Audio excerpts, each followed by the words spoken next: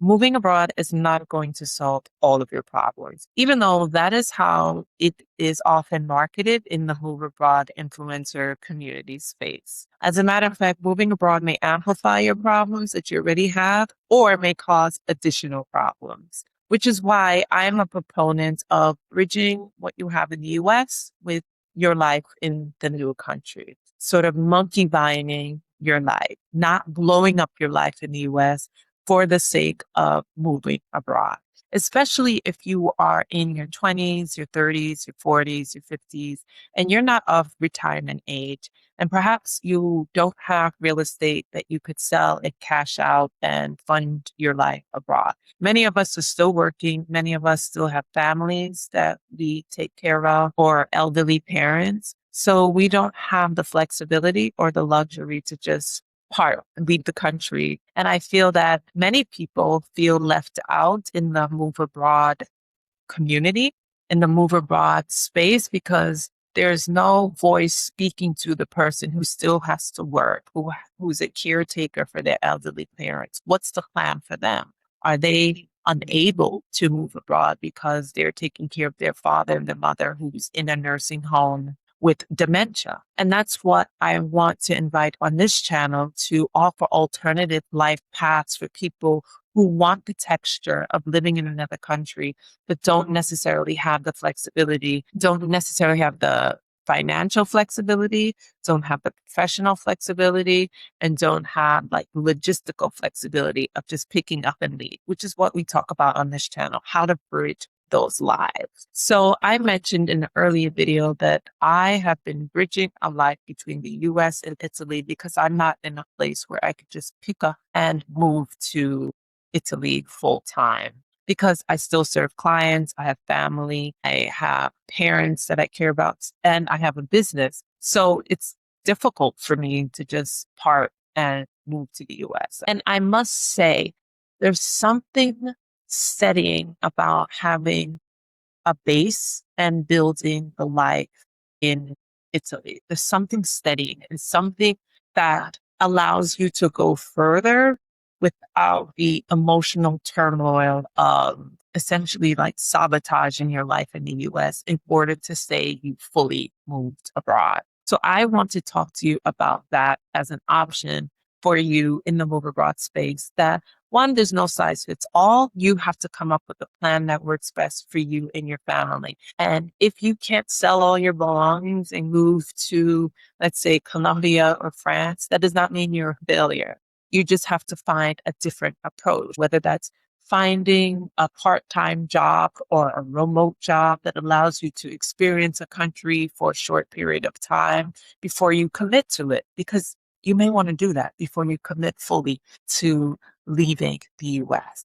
When I tell people that we bought a house in Italy, they think it's a romantic thing. And it is, but it's not without its issues and its hiccups and impediments. Because like I said, it's not a magic pill to solve all the problems. It was always a dream of mine to have a home in Italy and live cross-border. It was actually a dream to practice international law. So that was already a deep desire in mine. Now I'm actually living it out, and I'm happy about that, but it doesn't solve all the problems.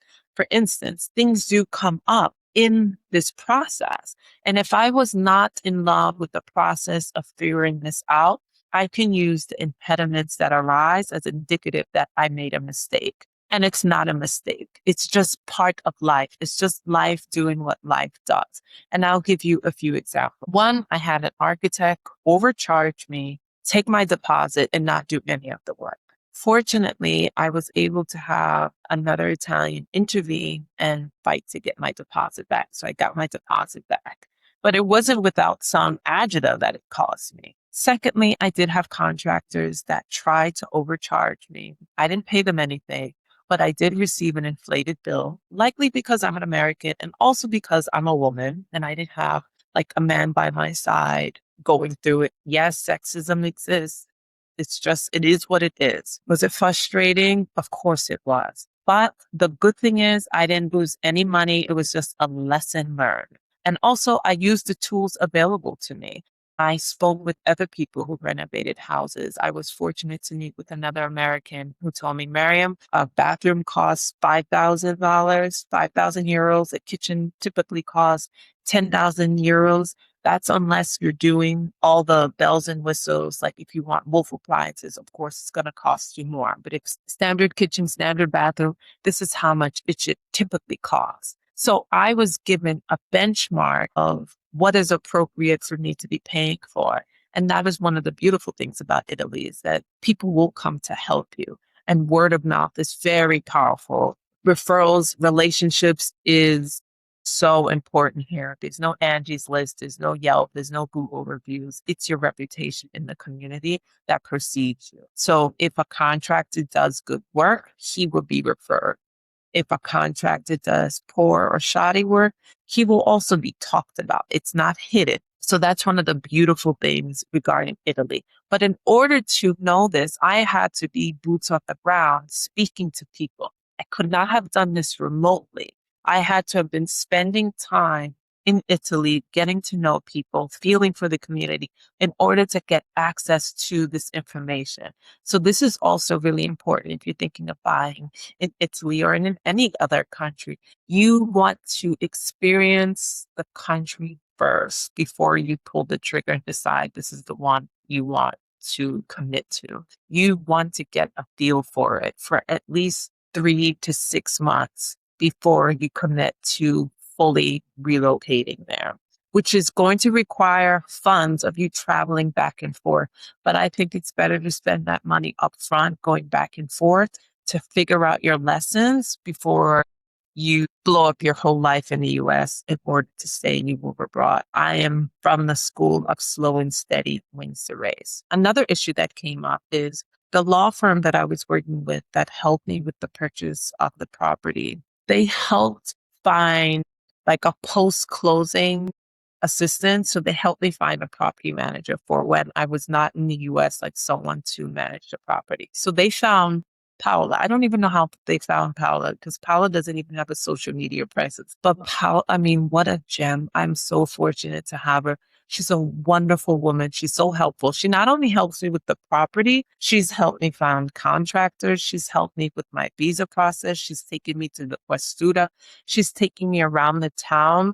She took me to meet the mayor. She is a wonderful, resourceful woman, intelligent as well. She's also a retired geometra, which is sort of like an architect in Italy. So she's aware of structures and things like that. So she's also able to give me insight as to what is possible regarding the renovation of the property. So Paola found a rental in my neighborhood, which is actually, how do I say it? So from the window of the house, I could look down onto this rental. So she found this rental for me where I paid 300 euros a month. And it's someplace for me to stay while meeting for contractors and to anything I need to do, like right there in the community. It's a beautiful rental. It's really quaint and sweet. And I have the sweetest landlord. Her name is Gina.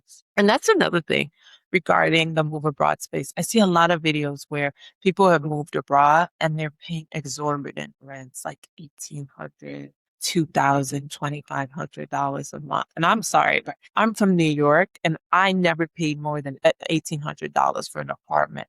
And there is no way that I would leave the US and pay that amount of money for rent in another country. Unless it's like Hong Kong or Singapore or Paris, like I'm not doing it. I'm not doing it at all. Call me cheap, call me whatever you want to do, but I'm not leaving the problems that I have in the US, which is the exorbitant housing prices, to go to exorbitant housing price. Like, nah, nah.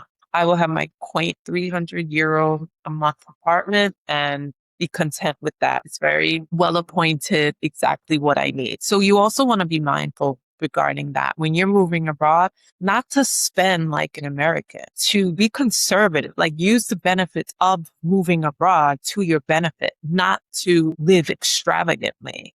You want to live like how the locals live. Like no Italian in my town is going to pay 1,500 euros a month for rent. it's impossible, especially with the income being what it is. And it's not like I live in Rome or anything like that, too. What else happened? So even though I found this rental, there was an issue. The gas stopped working like 1 week into my stay. So I had to use the electric hot water heater to boil water and fill up a bucket and bathe like old school way in the tub. Now, had I have used this experience as indicative that Italy's bureaucracy or everything is slow, I would have had a very unnecessarily anxious time. Instead, I chalked it up as life just happens sometimes. You can have gas problems in the US just like you can have them in Italy and anywhere else. This does not mean anything other than there's a gas issue.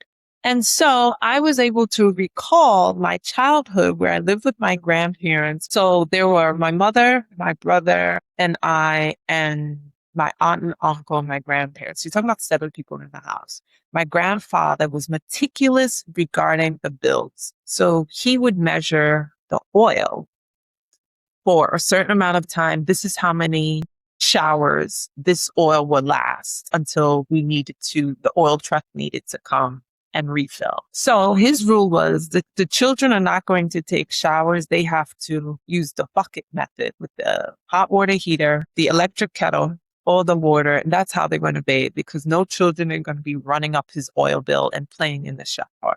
That was his rule. So we grew up like bathing the old school method. And this is in New York, in Long Island. And so I was able to recall on that memory of making do. I mean, you're just fortunate to have fresh water run down over you. It's not indicative of anything other than this is what happens sometimes, that we have inconveniences. So those were the major things that happened over the last year. And like I said, it's something sobering about having a home to go back to get back to the drawing board to plan. What was successful regarding this trip is that I found contractors that I believe are honest, that have been vetted, that are known in the community for doing good work and charging a good fee. Like I said, I would not have been able to discover that if I had not been here. There's only so much you can figure out on the internet. In the US, I think sometimes we heavily rely on the internet and not on the personal connections. Whereas when you are building a life abroad, there's a personal connection that you want to make sure that's part of your everyday life. That is why the impetuousness that I see in like just pick up and move abroad, it leaves out that discourse. It leaves out the figuring out things before you commit to it 100%. You can't know everything, but you do want to have an experience in a country or several experiences in a country before you 100% commit to leaving the US. That is why I talk about the move abroad life and bridging the life between the US and your new country, because that's what the American passport, the fortune of the American passport allows many Americans to do, to have more options. Isn't it what we want as human beings, is to have more options or better options and not be as limited as, oh, I can only live in one place? Like, isn't the fortune of having the US passport is that for the most part, you're accepted in most parts of the world and you have purchasing power in most parts of the world. So why would you foreclose that option just because because you don't agree with a lot of the policies of the US? So I see this, be mindful about the sabotage of your own life